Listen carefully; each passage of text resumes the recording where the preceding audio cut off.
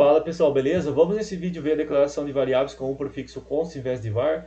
O que são arrow functions, que é uma forma simplificada e curta de se declarar funções, benefícios e malefícios. Callbacks, que é quando eu passo uma função como um parâmetro dentro de outra função. E term, que é quando eu substituo alguns dos argumentos e deixo outros para substituir depois. Vamos ver na prática? Então a primeira coisa aqui é const. Novamente, aquele exemplo bem simples, né? Eu declaro uma variável e eu quero modificar esse valor. Eu posso? Posso. 110 mais 20 dá 130. Então, é o novo valor dela. E agora, só que, e se em vez de declarar com var, declarar com const? Então, o value x agora é 110 e eu quero somar mais 10. Eu consigo? Não consigo. Por quê? Olha o que está me dizendo. Cannot assign to value x because it's a constant. Então, variáveis declaradas com const não podem ser modificadas. Para eu modificar ela, eu preciso declarar uma nova variável, seja com var ou const, tá? Tanto faz. Mas isso aqui, o conceito aqui é o seguinte, é o conceito de variáveis estados, que cada variável, ou cada estado, ou cada constante, né, que seja como se quiser chamar, ou quiser interpretar, ela representa um novo estado da aplicação. Então, é tipo assim, você tem uma const, state 1, depois state 2, state 3. É como se cada declaração de constante ou de variável representasse um novo estado. É assim que funciona. E a gente vai ver isso de forma mais clara assim, em vídeos futuros, porque isso aqui não se refere a manipulação de estados, tá bom? Mas exemplo 2, vamos ver agora que caso de duplicação. Eu declarei uma variável A, uma B, e aqui eu queria declarar uma C, só que sem querer eu chamei isso aqui de A. Foi um erro de digitação, um erro de programação. E aqui está bem óbvio, né? Claro, eu tenho três variáveis, né? A mesma, uma linha embaixo da outra. Agora imagine que isso aqui fosse um documento enorme com várias funções e várias coisas complicadas e você já está cansado. Como é que você vai garantir que tudo aqui não tem erro? Dá mais trabalho. Então, o jeito simples é declarar com const, porque o const ele impossibilita que você redeclare uma mesma variável com o mesmo nome duas vezes. Olha o que ele vai dizer: cannot redeclare block scope add variable x. Tá? Então, isso não acontece. Arrow functions, o que são? Então, eu fiz uma função aqui de sum, A e B, que já conhecemos, é sempre esse exemplo simples.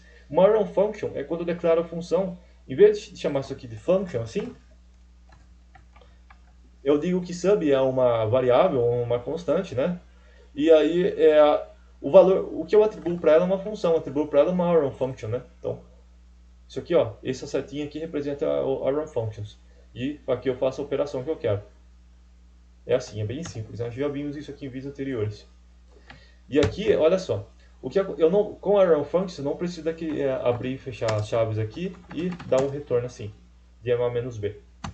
Eu posso simplesmente colocar na frente da seta. O que vier na frente da setinha, ele interpreta como retorno. E eu não consigo fazer isso aqui na função, né? Declarado assim, dessa forma. Não funciona desse jeito. Mas a arrow function sim. Então, isso aqui é um shortcut, é um atalho para se declarar retornos. Vamos ver agora as declarações de funções e métodos, né, dentro de um objeto. Então, olha só, aqui tem três maneiras de se fazer isso. Eu posso declarar uma função anônima. Por que anônima? Porque não tem nome aqui. Funções sem nome são chamadas de funções anônimas, mas só uma nomenclatura, tá? Então, posso declarar dessa forma, eu posso declarar com arrow functions e posso declarar assim também, tá vendo? Um par de parênteses, um par de colchetes, aqui eu escrevo o código que eu desejo.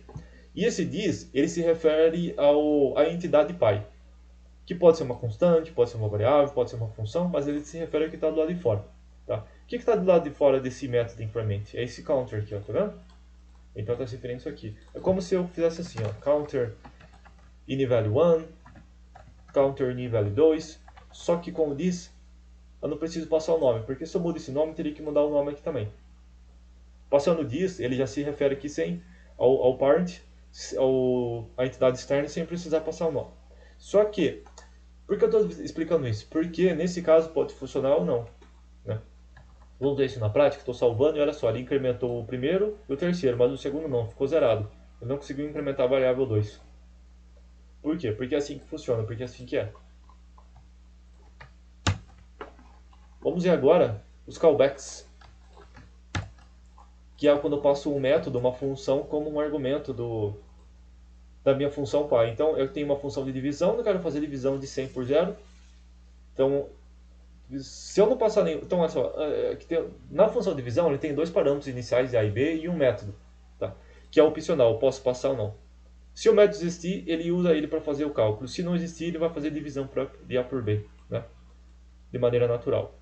E aí, eu chamo essa função divisão, no primeiro aqui eu só passo 100 e o 0, e no segundo eu passo minha função de algoritmo, uma função especial, e ela vai fazer a seguinte verificação: se b for igual a 0, retorna not a number. Vamos ver o resultado disso, como que acontece? No resultado 1 deu infinity e no 2 deu not a number. Por quê? Porque no 2 ele caiu nessa situação aqui, ele viu que é 0, retornou not a number, e no primeiro, como não passei de um método, ele retornou infinity, porque o TypeScript, o JavaScript, interpreta que valores divididos por 0 o resultado é infinito. Mas o ponto aqui é o seguinte, né?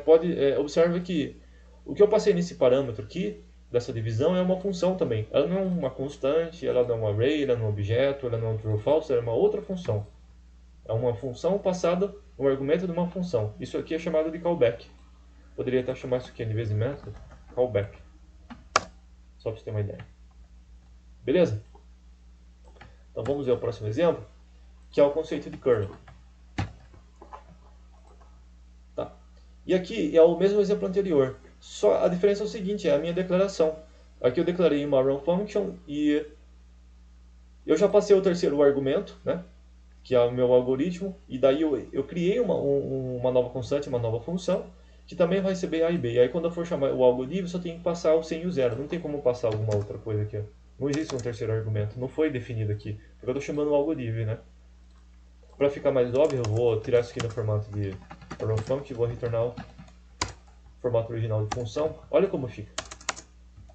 Então, como se tivesse não, que de fato eu criei uma função chamada algoritmo que só recebe dois parâmetros A e B que vai ser passado aqui depois. O algoritmo não precisa mais, porque eu já passei. Então, por isso que eu chamei de algoritmo, porque ali já está o algoritmo embutido. Isso aqui é a curve. Quando eu substituo um dos argumentos, deixo os outros para substituir depois.